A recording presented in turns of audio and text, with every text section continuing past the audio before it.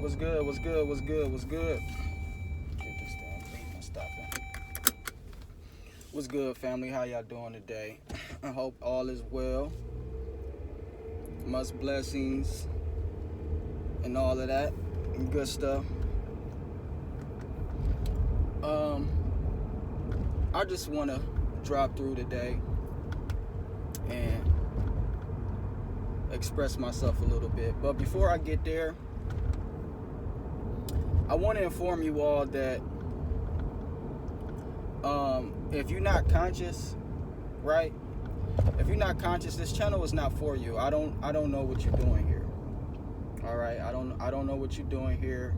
You know, this channel is not for you if you're not conscious. This channel is for conscious people. All right, this channel is for conscious people. This channel is not for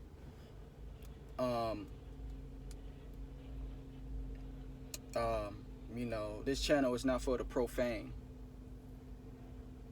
All right, this channel is not for the profane. So, you know, if you know me in personal life, right? If you know me in personal life, then we both know that you're not conscious. Then you really have no business being on this channel, because you're really just being nosy. All right, you're really just being nosy. I don't really, you know, I don't really see the meaning. You dig? So just going off and do the shit that you do, and you know, don't waste your time coming here. All right? Don't waste your time coming here. You're not wanted here. Okay? You're not wanted here.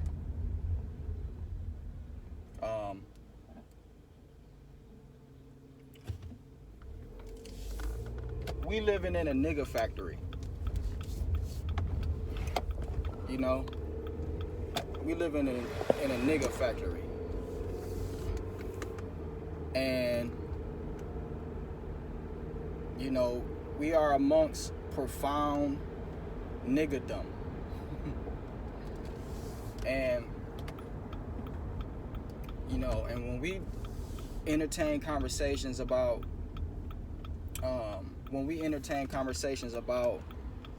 how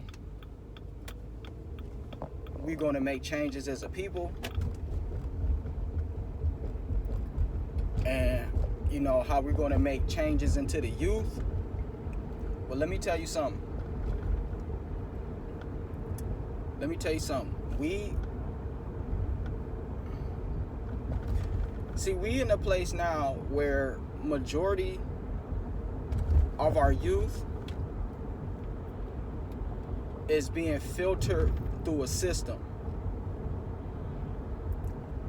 And a filter, you know, when you filter something, it catches so many, and only so many is going to make it through. So that's what's happening with our youngins. Only so many are going to make it through, and a lot of them is going to get caught through this filter.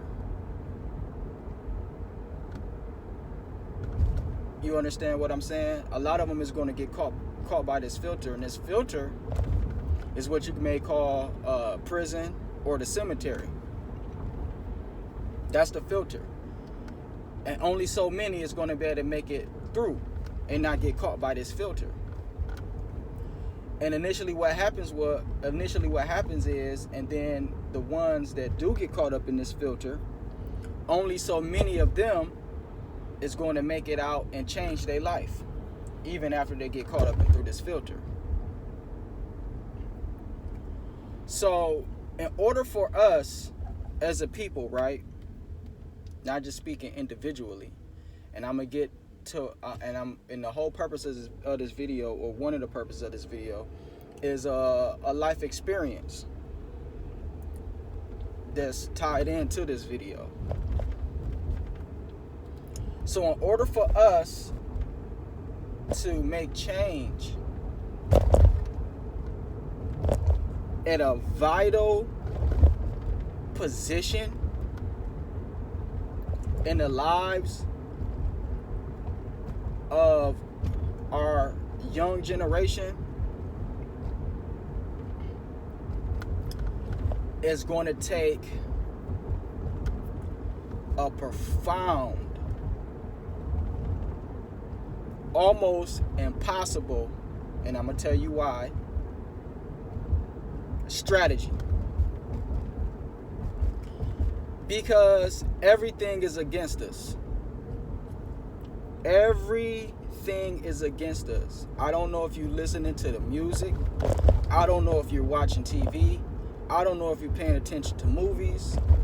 I don't know if you're really watching music videos and the perception that's being displayed on the music videos that's really playing a big role in the way that the youngsters perceive reality. So that's what we up against. And by the time they actually mature and realize and come to the conclusion of the reality of the situation, for some of them it's just too late.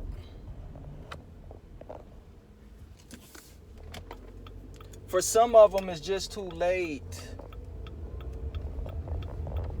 So that's what we up against. The nigga factory. This society has manufactured niggas since the inception of this country. So now I'm going to take the moment to go into why I feel that nigga and black is synonymous. Now I got a lot of love for pro-black teachers. And I understand where they're coming from. And I understand the emphasis that they put on history. All right? Because a lot of our history was covered up and was not revealed to us through the school systems and was painting a different picture of Africans and was affecting the psyche and the self-esteem of Africans and just basically just not telling the truth on world history in itself. But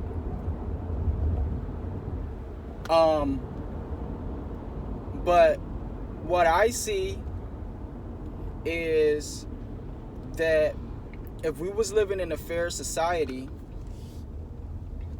there will be nothing such as black and white. Because we all living in the same place and we would simply all be Americans. But it really is no such thing as an American. Because all you really see is black and white. And then after the black and white, you will see in parentheses something else that means black and white. So it's a nigga factory. So we've locked in a frequency, the black frequency. Right? We locked in the black frequency. You know what I mean? Like, so it makes sense to me. You know, we're not a color. A people is just not a color. You know, and now if somebody don't know me to refer to me, they might say, okay, that light-skinned dude. Okay, I'm cool with that because you don't know me. So you refer to me as that light-skinned dude. But once you get to know me, and once you know who I am, you can't just keep calling me that light-skinned dude. That's not who I am.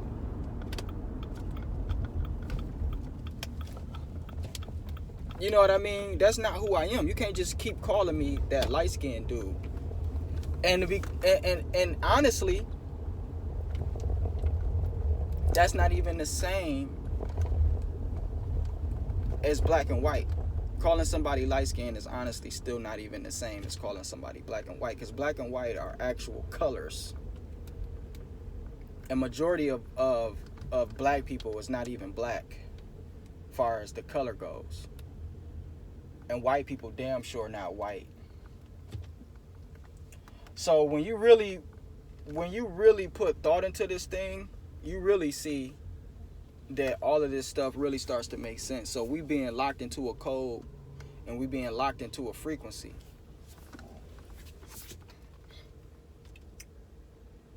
And the black is synonymous with nigga, is what I come to realize.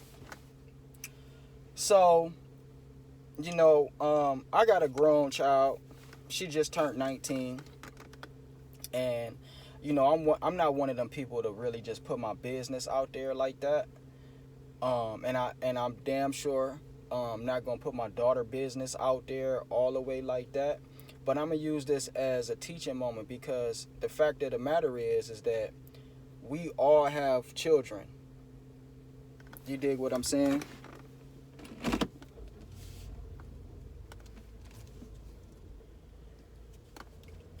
We all have children.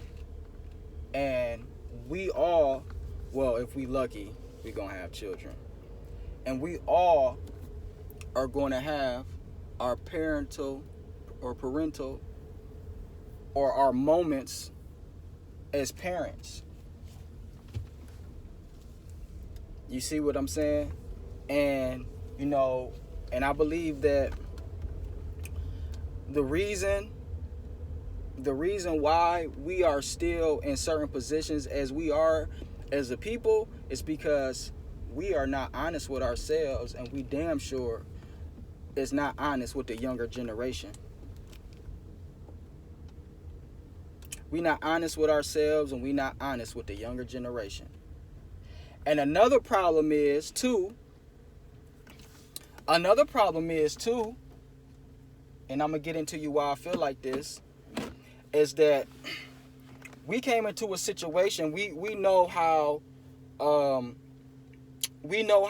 drugs, specifically crack cocaine, hit the black neighborhoods and what it did to the family structure, right? So most of us, unless you was lucky, unless you was lucky, because not all of us, but for most of us, came into a household without a father in it, right? Now, I grew up in a household without my real dad. I had somebody came in and take the place of that, but it's never the same, especially with a hard-headed person like me. You know what I mean? I really wasn't that, I ain't gonna say that. I really wasn't that hard-headed like that. But, the child knows that this is not my father. You know what I mean? So, it's just not the same. A lot of people want to paint the picture like it really is, but it's really not. It's not the same. But it's better than nothing. It's damn sure better than nothing, but it's not the same. So, and and people like that, deserves a lot of credit also, to step up and play that role like that, and treat the child like your child. That's what it's all about. So by us not having fathers in the household, what I see is a lot of women don't know how to accept masculine energy in the household. And so the input of the father gets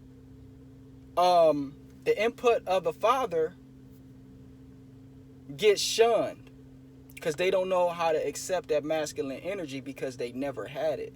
It was never present. So therefore it doesn't matter, and it's not needed, because we live in a society that perpetuates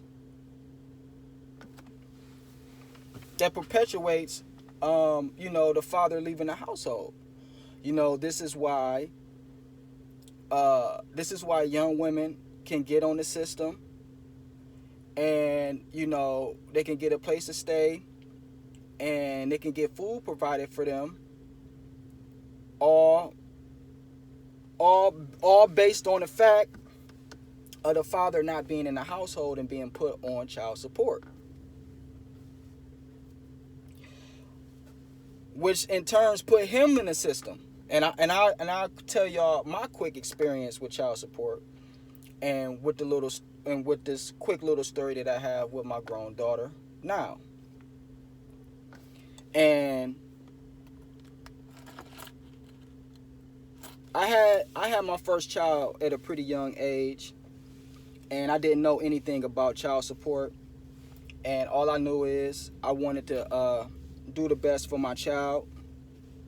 But unfortunately, I was young, and I didn't really have the correct head on my shoulders, even though I still had light in me and I had the seeds planted in me.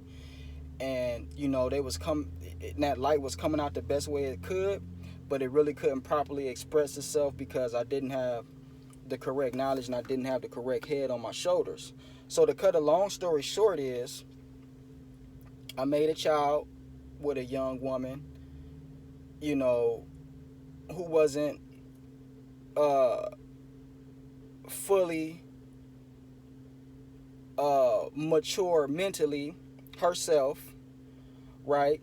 So, we have a child, and lo and behold, her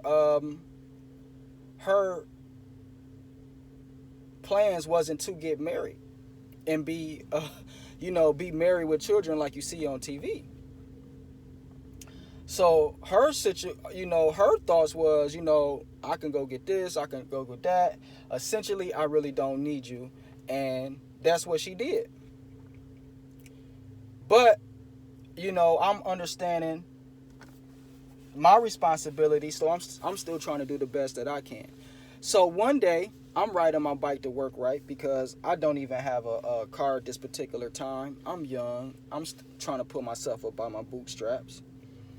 And so I'm riding my bike to work, and I get pulled over by the police on a bike, and they take me to jail because of warrants for child support. And this is how I learned about child support. I never knew what child support was up until that day. And because of the actual birth, I started off $5,000 in debt because of the actual hospital bill of the birth. So this is how I learned about child support. All right. And even recently, they tried to suspend my license over administration fees. I didn't even owe child support. Only thing that was left on the case was administration fees. Was a couple $100 administration fees, and they tried to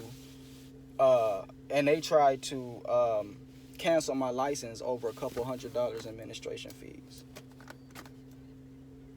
You know what I mean? So that's just give you a quick idea, of really what's going on out here. And it's always ways to navigate it. There's nothing that can really stop you. But that just gives you an idea of what's really going on out here and what's taking place. So yesterday I run into my daughter. I was jogging at the park. She seen me. She was happy to see me. And to cut a long story short, I'm like, okay, what you doing up there? Who you with? She said, oh, I'm with my boyfriend. Would you like to meet him? I'm thinking, no, not really. I really don't want to meet your boyfriend. Not that I don't want to meet her boyfriend. It's just that, it's my daughter. She, I'm still not that comfortable yet. I have to accept the fact that, she's at that point in her life at this particular time. So I get closer to the car and I smell weed. And, I tell my daughter, I say, I know y'all not smoking weed. And she look at me grinning like it was okay and say, oh, I'm sorry. And so I just tell her, you know what? I'm not going to make no scene out here. I'm going to talk to you later. You know what I mean? I didn't want to do nothing. I didn't want to take nothing too far. So I just kind of left it alone. And, you know, I text her and I told her, I said, you know what? I thought you was smarter than that, but I guess I was wrong. And she didn't like that. And, you know, it escalated. And, you know, she started saying some stuff, you know, she started saying some stuff that was kind of like out of place, but I know her feelings was kind of hurt from what I said. And, you know, I just flat out told her that you're being stupid right now. And so I say all that to say, because some people don't agree with the way I handled that situation. And I say all that to say that I truly believe that we got to be able to tell our younger generation that they're being stupid. And if we can't let them know that they're being stupid, then we gonna continue to suffer the same story that we continue to suffer. Because intelligence has left us, and some of us are going to gain it through maturity, but intelligence has left our youth. The gifts are still there. They still have gifts. They still have potential, but intelligence has left our youth. They left it. Now there are people out here that don't think smoking weed is bad. I'm not one of those people. I don't care what you do. I'm not saying that nobody shouldn't smoke weed. If you want to smoke weed until you fall asleep, you know, that's on you. But for me and mine, I don't condone it. Yes, I used to smoke weed. I probably smoke more weed than the average person ever. The majority of people in America. But I have experience with it, and that's how I know what it is. You know, and my family, I come from a family of addicts, alcoholics, you know what I mean? And so, you know, my perspective on what was termed as recreational drugs, my perspective on it is very different. And so this what leads me into the nigga factory conversation, because we still have as a people a complacent mentality on some things that's very vital to us as a people that we still condone. You know what I mean? And it's just really sad to me. And I'm just to the place where I don't want to be around it. You know, I don't want to be around it. I don't, you know, everybody's not going to listen. Only the smart people are going to listen. Everybody is not smart. You know, it takes society as a whole to come to a place. It takes society as a whole to come to a place to be able to make change. When a society is laying the foundation for people to be a certain way, the majority of the people are going to be that way, and only a few is going to get saved and be able to sidestep certain traps, you know, in certain situations that's there for them. You dig? And, you know, that's really what it is. And so, you know, this society makes niggas. And that's what this society wants from so-called black people. They want them to be niggas. And it's only so many of us that's not going to do it.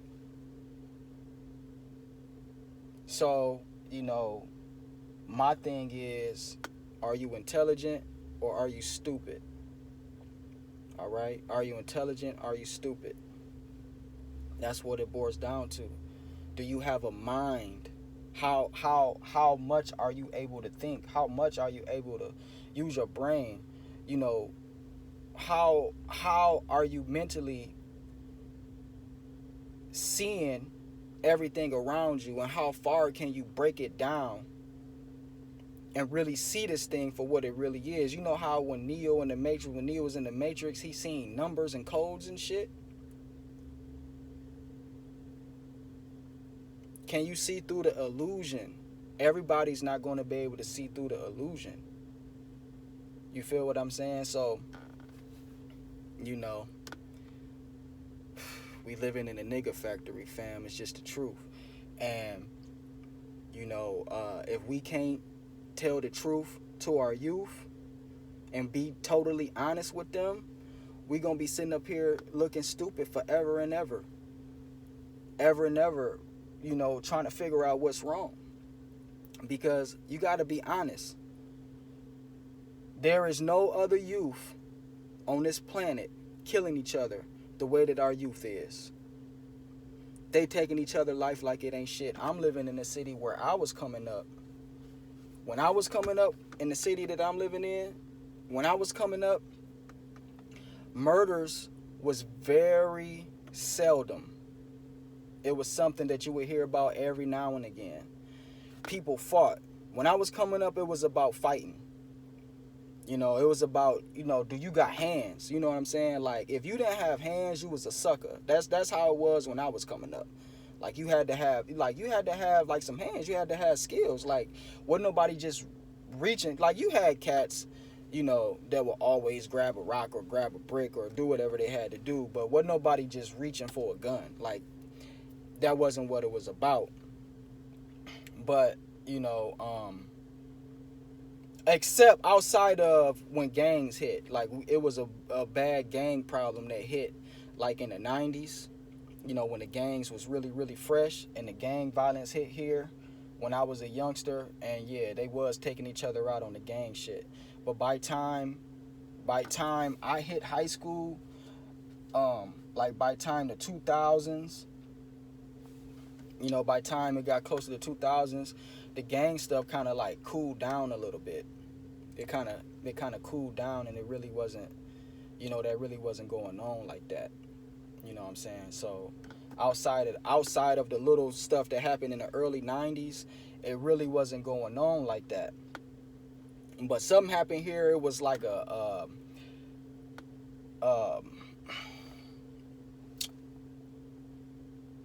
I forgot who it was, the KKK or somebody did a march. They had a march happened here. They marched through. Then there was a riot, you know, you know, all the black folks or whatever, they rioted and went crazy, and ever since then the city ain't been the same. Literally, like, the city just been wild after that. So it come from a place like when I was younger, or when I was a teenager, you know, I would go to any side of town. I would never worry, you know. I didn't have it was just like, it wasn't that type of time. Now it's totally different. These youngins is taking each other out. And so I say that to say that, you know, it wasn't like that here 20 years ago.